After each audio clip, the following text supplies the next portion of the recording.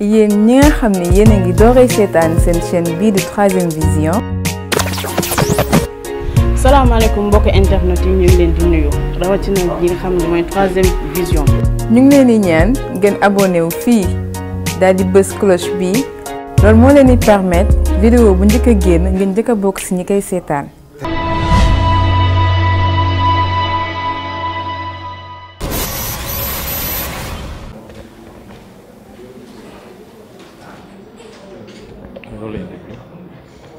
C'est bon. Bonjour à tous, je m'appelle Mohamed Moustapha Gaye, journaliste à dakaractu.com. Tout d'abord, je voudrais, au nom de mes confrères journalistes, remercier M. Bamba Kassé ainsi que l'ensemble, en tout cas, des organisations, associations qui défendent les intérêts des journalistes et des techniciens de l'information pour leur soutien, pour leur assistance hier au moment où l'on était véritablement dans une situation catastrophique.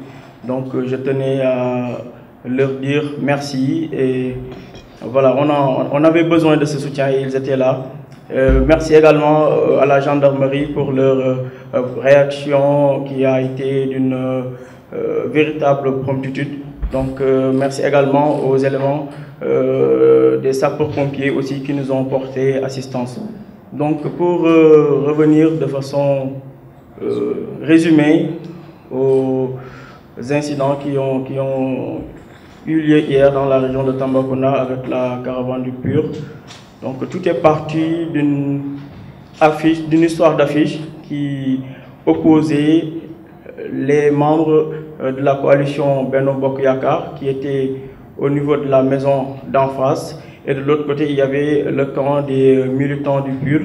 Donc ces derniers, les puristes, voulaient taguer sur le mur où il y avait déjà des affiches de Benno Bokk Yakaar le logo PUR. Donc les militants de Benno se sont opposés pour dire qu'il n'était pas question de venir vandaliser le mur, d'autant plus qu'il y avait déjà leur candidat. Donc c'est parti d'une banale histoire d'affiches, de tracts, et à partir de ce moment, tout a dégénéré. Il y a eu des échanges de coups, d'injures, des machettes sont sorties, des barres de fer, il y a eu des jets de pierre, mais tout cela s'est passé en un laps de temps assez, disons, assez rapide. Nous, les journalistes qui étions sur place, on a à peine eu le temps de prendre quelques images. Parce que, étant donné que notre sécurité n'était pas assurée, parce qu'il faut rappeler qu'à un moment donné, les militants de Benno ont essayé de s'en prendre à la presse. Ça aussi, je tenais à le préciser. Donc, à un moment donné, la presse a été visée, et c'est à ce moment que la garde rapprochée du PUR est intervenue dans un premier temps pour protéger certains membres de la presse. Et c'est véritablement de là qu'est partie l'altercation. Donc il y a eu des échanges de coups de pierre, de machettes, de gourdins. Nous, on s'est repliés au niveau de notre véhicule pour rallier, je ne sais pas si je peux citer l'hôtel, en tout cas l'hôtel où était logé le candidat El Hadji Issa Sall. Parce qu'il faut préciser que nous n'étions pas au même endroit. Le candidat était logé dans un hôtel de la place. Nous, de la presse, qui avions fait pratiquement 9 heures de route, on était logés dans une maison d'hôtes, entassés, je vais le dire quand même, dans une chambre où nous étions une vingtaine, dans des conditions véritablement impossibles. Donc, quand nous avons tenté de rallier le candidat Issa Sall dans un hôtel de la place, après qu'il y ait eu ces bagarres et tout, nous avons appris dans les ondes de la RFM que malheureusement il y avait eu mort d'homme. Donc c'est véritablement de là qu'est parti, disons, le soulèvement populaire qu'on a noté là-bas. La population s'est soulevée d'un seul homme pour venir s'en prendre à la délégation, à la caravane du PUR. En ce moment, il ne faisait plus le distinguo entre les journalistes qui venaient faire leur travail de façon professionnelle et les militants du PUR. Donc on n'a pas compris en ce moment pourquoi la presse était visée. On n'a pas compris. Notre nos deux bus, en tout cas, étaient pratiquement la cible de ces jeunes qui étaient tantôt à bord de moto Jakarta, tantôt à pied et qui faisaient tout, en tout cas, pour faire des morts, en tout cas des blessés au niveau de la caravane. Donc, de fil en aiguille, on a essayé de rallier la sortie de Tambacounda. Notre convoi a été escorté par la police qui a demandé au candidat Issa Sall de faire en sorte, de laisser à la police faire en sorte d'identifier l'ensemble des membres de la garde rapprochée qui étaient au nombre de 24, si je ne me trompe. Donc pour pouvoir identifier en tout cas celui qui aurait pu être le meurtrier présumé du jeune Ibou Diop qui a été poignardé. Donc après quelques échanges, ils ne sont pas tombés d'accord. Donc le candidat a décidé de faire demi-tour et essayer de trouver une autre issue. Donc nous, au niveau de la presse, on était derrière la caravane. Il n'y avait aucune protection autour de nous. C'est en ce moment qu'on avait commencé à enlever les affiches qu'il y avait sur le bus. Parce qu'il faut préciser que sur le bus de la presse, il y avait des affiches du candidat pur. Oui, il y avait des affiches du candidat pur. Donc c'est important le fait que vous ayez souligné que les bus des journalistes doivent être, disons, neutres. Donc c'est en ce moment que nous-mêmes, nous avons demandé aux chauffeurs d'enlever les affiches pour que les populations ne nous prennent pas pour cible. Donc là, tout est parti en vrille. La caravane a fait demi-tour pour essayer de trouver une autre issue. Les jeunes ont fait un forcing et ils ont commencé à attaquer la caravane.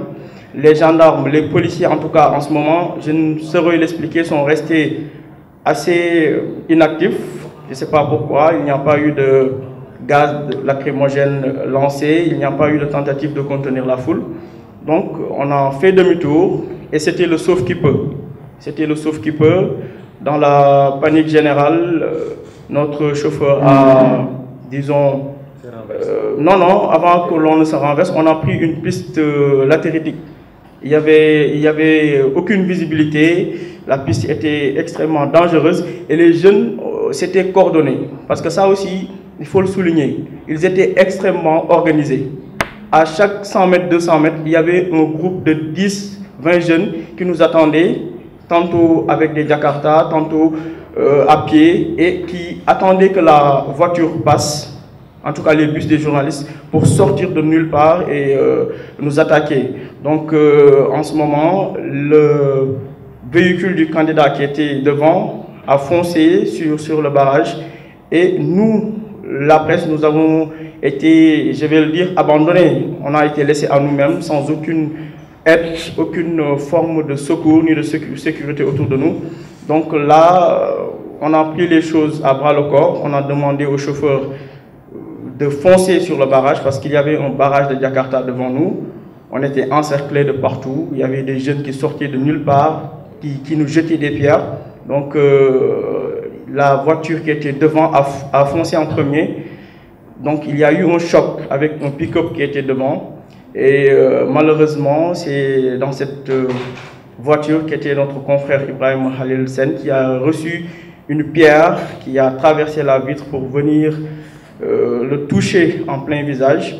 En ce moment, le chauffeur a paniqué, il y a eu un choc. Donc nous, on est passé devant. Et 200 mètres plus tard, on s'est tous dit il faut qu'on s'arrête pour aller secourir nos confrères. Parce que voilà, on est tous des frères, on est tous dans la même équipe. Mais on était dans un dilemme parce que derrière nous, on voyait les jeunes qui arrivaient avec des machettes, des barres de fer à Jakarta. On les voyait venir, des jeunes qui étaient voilà, intenables. On savait qu'ils allaient nous massacrer s'ils nous trouvaient sur place. Mais on ne pouvait pas laisser nos confrères là-bas. Donc on s'est débrouillé pour venir secourir le chauffeur qui ne pouvait plus marcher. On a secouru Khalil qui était véritablement en danger de mort en ce moment. Donc on s'est engouffré dans un minibus de 14 places. On était plus de 30 On s'est engouffré, on a fait ce qu'on a pu pour foncer. On ne voyait plus ce qu'il y avait devant nous.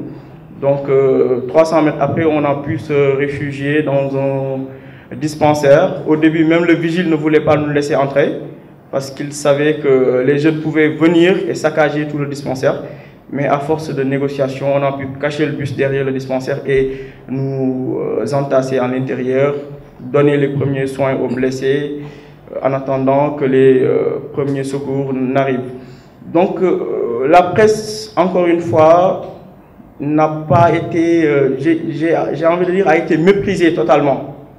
Parce que nous ne pouvons pas concevoir qu'après tout ce qu'il y a eu hier, tout ce qui s'est passé, qu'aucun des membres du parti PUR en tout cas, ni le président, ni le directeur de campagne, ni le secrétaire général n'ait pris son téléphone pour passer un coup de fil et s'enquérir des nouvelles de la presse. Jusqu'à ce jour, jusqu'au moment où je vous parle, aucun membre de la délégation du candidat Issa Sall n'a tenté de nous joindre pour savoir dans quel état l'on se trouvait. Et ça, nous le dénonçons avec la plus forte énergie. C'est inadmissible. Donc, ce que je tenais à dire, c'est que, mis à part, si on prend le temps d'examiner ce qui s'est passé, il faudrait que les patrons de presse, en tout cas les rédacteurs en chef, les directeurs de publication, avant d'envoyer des reporters sur le terrain, surtout lorsqu'il s'agit d'enjeux de la taille d'élection présidentielle, de les informer, d'organiser des séminaires, en tout cas de les conscientiser pour qu'ils sachent comment gérer ce genre de situation, parce que c'est important. Peut-être qu'hier on a eu l'instinct de nous organiser, l'instinct de survie, mais je pense qu'il est temps aussi qu'il y ait ce genre de discussion pour permettre aux reporters, aux journalistes de savoir comment se comporter, comment gérer ce genre de situation, mais aussi de faire en sorte que, en tout cas, ceux qui doivent s'assurer de la sécurité des journalistes le fassent, que ce soit au niveau de l'État, au niveau des candidats. Il faudrait que la question sécuritaire par rapport aux journalistes soit véritablement prise en compte, parce que tout au long de ces 9 jours de campagne, la presse n'a pas été considérée par disons, les membres, en tout cas, du PUR, sans vouloir jeter la pierre à personne. C'est un triste constat. Donc, en gros, voici le déroulé en résumé de notre journée assez catastrophique, assez difficile d'hier. Voilà. Voilà, et justement, j'allais oublier, juste rendre hommage, en tout cas, encore une fois, à la gendarmerie. Hein, ils nous ont été d'une grande aide hier. Franchement, ils nous ont rassurés, ils ont été là pour nous convoyer un bus et nous escorter jusqu'à Dakar, comme je l'ai dit tantôt. Remercier aussi le Synpics, Bamba Kassé, l'Appel et les autres associations qui défendent les intérêts des journalistes. Ils ont été véritablement là quand on avait besoin de leur soutien. Voilà. Très bien.